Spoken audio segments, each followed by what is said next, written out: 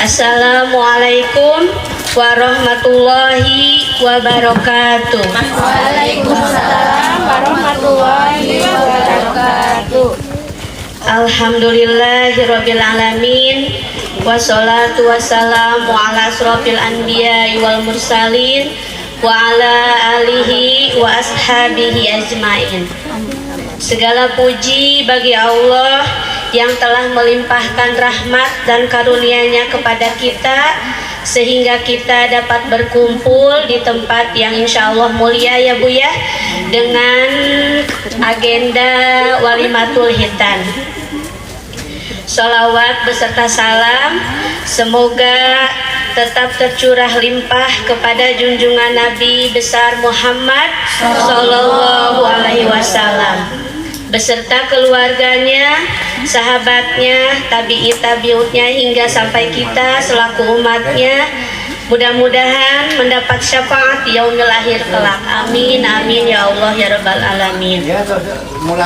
Sarga Bapak Dik Taufik dan Ibu Imas Trisnawati mengucapkan banyak terima kasih kepada ibu-ibu Majlis Taklim karena telah menghadiri undangan kami. Alhamdulillah, dua putra kami telah dihitan yang bernama David Faris Jaruri dan Devin Raipan Syah Fatlani. Kami mohon doanya dari ibu-ibu putra-putra kami menjadi anak solih, taat kepada agamanya dan berbakti kepada kedua orang tuanya. Baik, untuk acara hari ini, yang pertama tausiah, yang kedua tawasul, baca Quran surat Ar-Rahman, dan insya Allah ditutup dengan doa. Alhamdulillah, karena hari ini ustazahnya sudah berada di tengah-tengah kita ya Bu, untuk mempersingkat waktu saya persilahkan kepada beliau. Ustazah Ambu, mangga Ambu.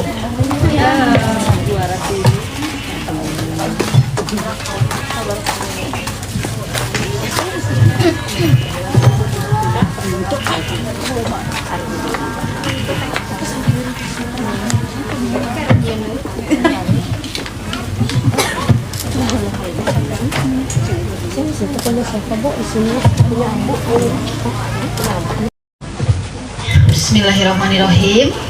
Assalamualaikum warahmatullahi wabarakatuh. Waalaikumsalam warahmatullahi wabarakatuh. Nilaleus kieu araya Bu aya? Ya. Ya teh awal bulan tapi laleus. Acan kerajian Bu? Acan. Sekali di Bu. Assalamualaikum warahmatullahi wabarakatuh. Waalaikumsalam warahmatullahi wabarakatuh. Innal hamdalillah nahmaduhu wa nasta'inuhu wa nastaghfiruh wa na'udzu billahi min shururi anfusina wa min sayyiati a'malina may yahdihillahu fala mudhillalah wa may yudlilhu fala hadiyalah. Asyhadu an la ilaha illallah wa asyhadu anna Muhammadan abduhu wa rasuluh. Qala Allah Ta'ala fil Qur'anil Karim, a'udzu billahi minasy syaithanir rajim. Bismillahirrahmanirrahim. Laqad kana lakum fi Rasulillahi uswatun hasanah liman kana yarjullaha wal yawmal akhir wa dzakarallaha al-katsira. Shadaqallahul adzim. Baik, alhamdulillah di pagi hari ini kita dapat bersua di hari Minggu yang biasanya ibu-ibu ngapain hari Minggu Bu? Ke jembatan. Ke jembatan, di atas ke jembatan Bu? Atos, Masya Allah ya. Tos ibak teu acan Bu? Oh atos. Alhamdulillah pantesan sarareungitnya. Masya Allah. Alhamdulillah kita dapat bersua di sini, dapat bersilaturahim di dalam agenda Walimatul Khitan. Ananda, dua putra ternyata ya, kirain saya kembar. David Faris Zaruri dan juga Devin Raipan Syah Fatlani merupakan putra-putra dari Bapak Dik Taufik dan Ibu Imas Trismawati. Alhamdulillah kita dapat bersua di sini tentu atas izin, atas kehendak dari Allah Subhanahu wa taala. Dan salawat dan salam semoga tetap tercurah limpahkan kepada baginda termulia Habibana wa Nabiyana Muhammad Sallallahu Alaihi Wasallam, pada keluarganya, para sahabatnya, para tabi'in, para tabi'ut tabi'in, dan mudah-mudahan kita sebagai umatnya mendapatkan syafaat di akhir zaman. Amin ya Allah ya Rabbal Alamin. Baik, insya Allah di sini kita akan booster terlebih dahulu karena ini agendanya walimatul khitan, gitu ya. Maka biasanya saya mengambil tema yang berkaitan dengan bagaimana cara mendidik anak laki-laki. Nah, di sini siapa yang punya anak laki-laki juga anak perempuan? Cung hand. Nah, kebanyakan demikian. Yang anaknya jalu ungkul, jalu. Ai istri mah alin disebut bikangnya. Nu istri ungkul. Nah, ini untuk yang memiliki putra putri, ada gak perbedaan di dalam mendidik anak? Tantangannya ada gak? Ada. Beda gak mendidik anak laki-laki dan perempuan? Beda. Bedana sih kan naon? Tiga embe dan kuda. Nah, gitu ya. Beda, ada titik-titik persamaan, juga ada titik-titik perbedaan di dalam mendidik anak laki-laki dan perempuan. Tapi yang sering kali kita salah kaprah apa? Membuat anak laki-laki kita itu seperti raja. Seperti raja anu matak ararate lamun nyepeng padamelan, lamun nyepeng empel di dia sah suami anu kitu Bu. Ya, suami ibu pananeta teh. Masya Allah. Nah, itulah tujuan dari tema kali ini, memantik kecerdasan emosional anak laki-laki agar ada titik-titik perbedaan di dalam mendidik anak laki-laki dan ada titik-titik yang sama. Mau itu anak laki-laki atau anak perempuan, sama-sama harus dididik mandiri. Tapi ada titik-titik perbedaan antara mendidik anak laki-laki dan perempuan. Kalau di usia David dan Devin, di usia-usia sebesar ini, anak laki-laki harus dekat dengan siapa? Dengan ibu. Ayo, dengan siapa? Ya dengan ayah, atau bukan cuma dua pilihannya, ayah dan ibu. Nah, kalau seusianya masih demikian, usia masih dini, tidak apa-apa dekat dengan yang sesama jenisnya dulu. Jadi kalau anak perempuan dekat dengan ibunya, kalau anak laki-laki dengan ayahnya dulu. Namun di usia remaja harus mulai bergeser. Dalam artian anak laki-laki harus tetap dekat dengan ibunya dan anak perempuan harus dekat dengan ayahnya. Agar apa? Agar tidak mencari kasih sayang di luar keluarga. Misal ya putra ibu nu gaduh putri istri, ayah nu chat misalnya tos mam acan. Nah gitu. Pami anak putri yang kurang kasih sayang dari ayah, dia akan kumaha Bu? Ibu perasaan kumaha? Berbunga-bunga katanya. Tapi kalau yang sudah penuh dari ayah paling dia jawab naon? Biasa aja. Naon nanya habis makan jam 11 peuting sebagainya. Pret tentu nate gitu.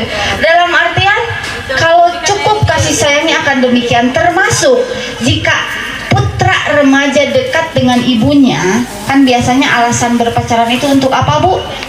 Biar lebih memahami perempuan.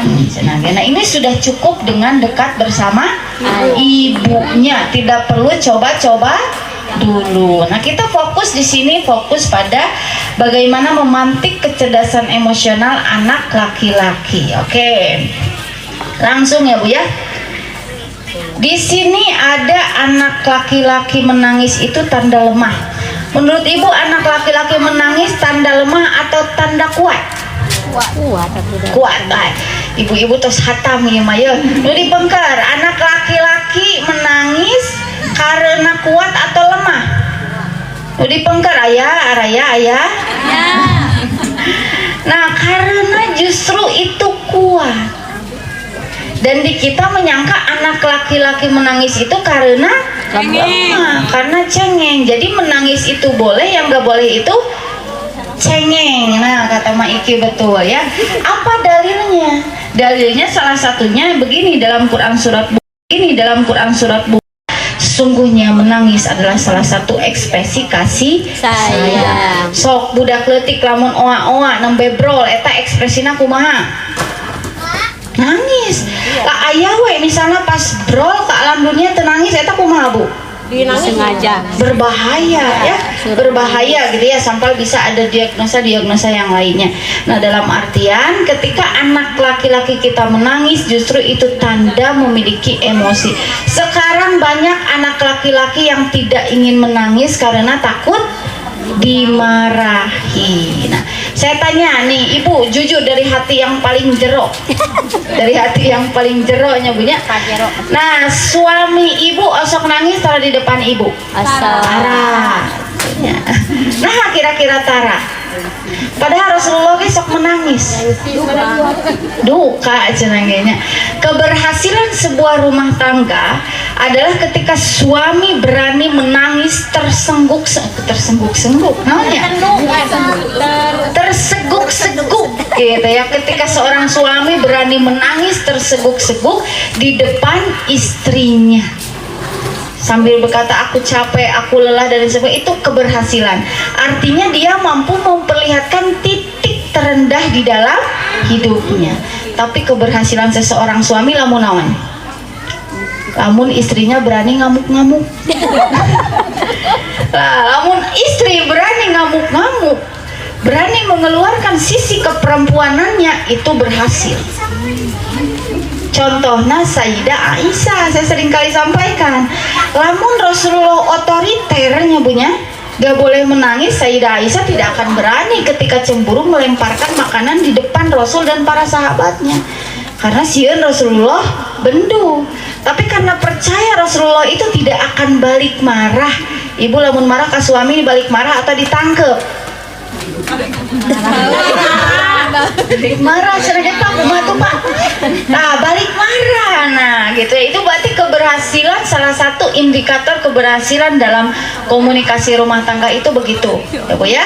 Jadi, kalau laki-laki berani menangis, tidak ditahan-tahan hanya untuk melihatkan powernya, dan perempuan pun tidak ditahan-tahan, kalau mau marah ya marah, kalau mau nangis ya nangis, asal tetap tidak berkata-kata kasarnya. Kumaha ambu ngamuk tapi berkata kasar kumaha Bu?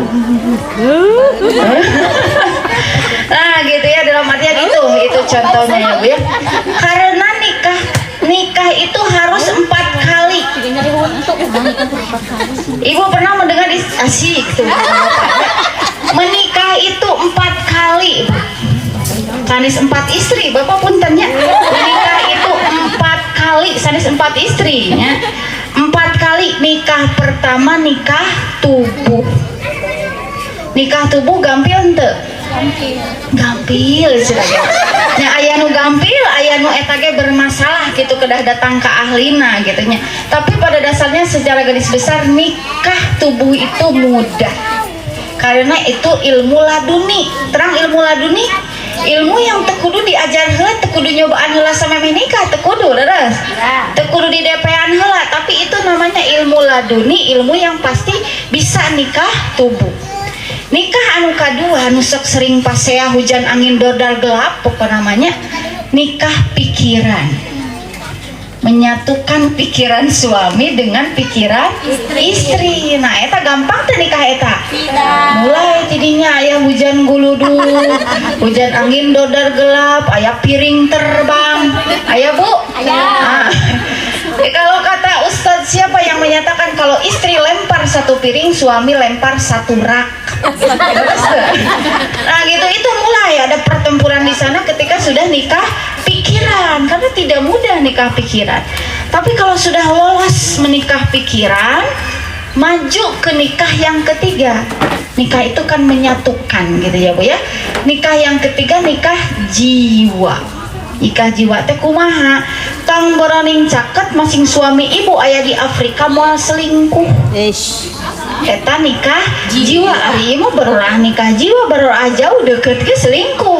Nah, gitu ya, dalam artian itu nikah jiwa, artinya sudah betul-betul ada attachment, ada kelekatan, meskipun jauh di mata, dekat di hati, tetap merasa dekat meskipun jauh, itu berarti sudah nikah jiwa. Dan itu di level ketiga. Dan yang terakhir anu memang sulit kita lakukan, nu kadua ge sulit, ambu cenah nu pikiran ge can lolosnya teu naon ya punya berproses. Anu kaopat, nikah nu kaopat nyaeta nikah keluarga. Nikah keluarga kumaha Bu? Ibu tidak ada kata mertua, tidak ada kata adik ipar, tidak ada kata kakak ipar. Mertua itu adalah orang tua kita. Sepakat. Adik ipar itu adalah adik kita. Kakak ipar itu adalah kakak kita. Itu baru nikah yang keempat, nikah keluarga. Terus nikah keluarga itu yang seperti apa? Nikah yang fokus pada rumah tangga, bukan pengadilan. Nah, kalau ibu rumah tangganya siga rumah tangga, aya tangga atau juga pengadilan. Pengadilan teh kieu, aya jaksa penuntut umum, ayo kamu salah, kamu salah. Nah, ibu-ibu biasanya, ibu-ibu itu tidak pernah merasa salah. Betul. Lamun salah ge eta gara-gara salaki. Betul gak? Nah, gitu. Itu ada jaksa penuntut umumnya di keluarga teh. Terus selain jaksa penuntut umum, ada lawyer, ada pengacaranya yang selalu membela diri meskipun salah. Dan yang terakhir ada hakim. Nah, bukan pengacara. Rumah tangga kita itu murni rumah tangga, bukan pengadilan yang memutuskan siapa yang benar dan siapa yang salah. Dan salah satu nusuk bikin cekcok masalah mendidik anak. Terus tuh, ibu di sini ada yang sebelum punya anak teh kosong heula beberapa tahun ayah. Ada. Sunghen. Kosong heula ngacung. Ibu lebih nyaman bobogohan sebelum nikah, sebelum punya anak atau sudah punya anak? Sebelum punya anak mah pasea teh teu seueur. Teuing. Berarti enak sok pasea wae nya punya. Nah, gitu. Teu seueur teuing aya mah tos gaduh putra mah sagala pi paseaeun. Nah, karena itu mendidik anak itu banyak sekali tantangan, harus mencocokkan antara pola pengasuhan suami dan istri, termasuk di dalam mendidik anak laki-laki selalu ada perbedaan. Cek bapana teh, lamun budakna dibully cek bapana kumaha? Balas. Mun ditonjok deui, tonjok mah 10 kali. Cenah eta cek saha? Bapak. Cek bapak karena si bapaknya baheula dididikna kitu leres. Tapi cek ibu kumaha? Sabar. Leres teu atau ibu leuwih parah ti bapak buah. Wah mau parang cenah dan lain sebagainya. Nah, ibu-ibu ayeuna kan kitunya. Ya. Leuwih parah ti bapak-bapak. Nah, dalam artian ada perbedaan-perbedaan itu yang seringkali membuat cekcok dan itu berpengaruh terhadap anak. Khususnya anak laki-laki teh jadi bingung, jadi kudu kumaha atau abdi teh. Intinya harus dipantik kecerdasan emosionalnya bahwa anak laki-laki boleh menangis, yang tidak boleh itu cengeng. Bahkan harus begini, kalau nangis sok sing tarik, sok sing buas, aslina. Iya. Lamun anak laki-laki cirembai, katinggalna cirambai. Oh, lamun cirambai naon atuh? Acing ngagebay. Oh. Lamun cirambai. Lamun anak laki-laki cirambai, sok nangis, keluarkeun. Gitu dibiasakan. Jadi anak itu tidak merasa berdosa, karena saya banyak klien yang laki-laki remajanya itu menahan tangis. Jadi tangis teh asa berdosa. Menangis itu asa berdosa, tapi menurut riset dibandingkan perempuan, laki-laki lebih mudah untuk bunuh diri. Sok ibu pernah nguping usia kelas 3 SMP loncat di lantai genep gara-gara putus cinta, Bu? Kahartos teku akal. Nah, karena seringkali dipendam, seringkali ekspresi emosinya dipendam, alhasil tiba-tiba melakukan hal yang ekstrimnya itu langsung ke bunuh diri. Dan itu secara riset lebih banyak anak laki-laki yang gangguan jiwanya dibanding dengan perempuan. Mengapa? Karena perempuan mah lamun nangis diantepkeun, diusapan terus. Anak laki-laki lamun nangis kumaha? Tong curi kuat, anak laki-laki mah kuat dan lain sebagainya. Alhasil jika dilarang demikian biasanya jadi gede duit. Makanya jadi gede duit, gede jadi anak laki-laki ini, lempar itu, gedebuk dan lain sebagainya karena tidak terbiasa dikeluarkan emosinya. Nah itu pertama ya Bu ya, ada dalilnya bahwa laki-laki itu boleh menangis. Itu masalah emosi karena kita temanya memantik kecerdasan emosional anak laki-laki. Oke, selanjutnya mengapa kecerdasan emosional anak itu penting? Ibu tahu gak sekarang banyak mahasiswa-mahasiswa dari ITB, baru aja kemarin mahasiswa ITB semester 4 bunuh diri. Yang loncat dari Jatinangor itu, yang deket Jatos itu apa? Itu kan mahasiswa ITB gitu ya. Mahasiswa UI, kuat ya, yang kuat ya, jangan cengeng dan lain sebagainya. Akhirnya anak merasa tidak ada yang mendengar. Dan ini dibiasakan mulainya sejak kecil. Ada anak laki-laki yang dilecehkan secara seksual, disodomi. Terang mau disodomi? Ya. Ketika ia bercerita, mama, saya diperlakukan begini-begini sama si AA itu, sama saudaranya, sama pamannya. Paman yang tapi paman jauh gitulah nya. Orang tuanya gak percaya. Amaknya meureun halusinasi atau apa, itu anaknya masih usia SD atau akhir-akhir TK. Nah, ketika tidak dipercaya sekali, dia sekarang sudah usia 20-an. Sejak saat itu dia tidak menceritakan semua hal tentang dirinya. Tapi tiba-tiba judi online. Tiba-tiba ini, tiba-tiba. Nah, gitu. Jadi banyak surprise gitu, entah itu pada keluarganya atau pada istrinya dan lain sebagainya, karena tidak terbiasa mengekspresikan emosinya. Padahal kecerdasan itu bukan hanya IQ, bukan hanya intelligent quotient ya Bu ya. Ibu-ibu hoyong gak ada putra putri pintar? Ayo. Tapi pinternya bukan intelijen saja, tapi harapannya emosional juga, dan harapannya spiritual juga. Jadi ada 3, ada IQ, ada EQ, ada SQ gitu ya, spiritual quotient. Dan di sini kita fokus pada emosional terlebih dahulu. Mengapa itu penting? Karena Islam mengajarkan kedamaian di dalam hati. Saya sering kali menceritakan ada seorang sahabat Rasul yang kata Rasulullah itu, ini adalah calon ahli surga, laki-laki. Kenapa demikian? Karena sebelum tidur selalu memaafkan orang lain yang menyakitinya. Ibu osok itu Bu? Atau sebelum tidur teh amak-amakan heula. Nah, bisa masuk surga ketika kita membersihkan hati, dan itu tidak mudah. Ya Bu ya, dan itu tidak mudah. Ibu melihat seorang istri-istri yang berdiri tegar itu gak tahu di dalamnya ribuan kali dia memaafkan suaminya, ribuan kali dia menangis dan lain sebagainya, gak tahu. Betul gak? Termasuk istri-istri Rasulullah hidupnya mudah atau gimana Bu? Tidak. Hidupnya tidak mudah. Yang dalam artian salah satu kecerdasan emosional. Menangis dan ekspresi emosi, menangis itu adalah ekspresi emosi di dalam Islam, dan justru ada banyak sekarang yang sudah tidak bisa menangis. Terus distimulasi kumaha bahwa istri komo pamegahnya seurnya tos setiasa menangis, ambu saya sudah tidak bisa mengeluarkan air mata, eta penyakit sanes. Nah gitu ya, justru ketika kita sudah sulit mengeluarkan air mata itu tanda kekerasan hati. Tapi itu ada penyebabnya yang harus disembuhkan ya Bu ya. Sayyidah Aisyah saya sampaikan menangis berapa hari Bu ketika galau? 2 hari menangis tiada inti. Jadi osok aya nu gitu Bu? Entunya pas saya sareng salaki ibu nangis nepi ka subuh, suami kerek. Aya nu gitu? Aya. Nyapan suami ibu nu kitu teh. Nah, intinya mengajarkan dan mengenali dan menyebutkan emosi.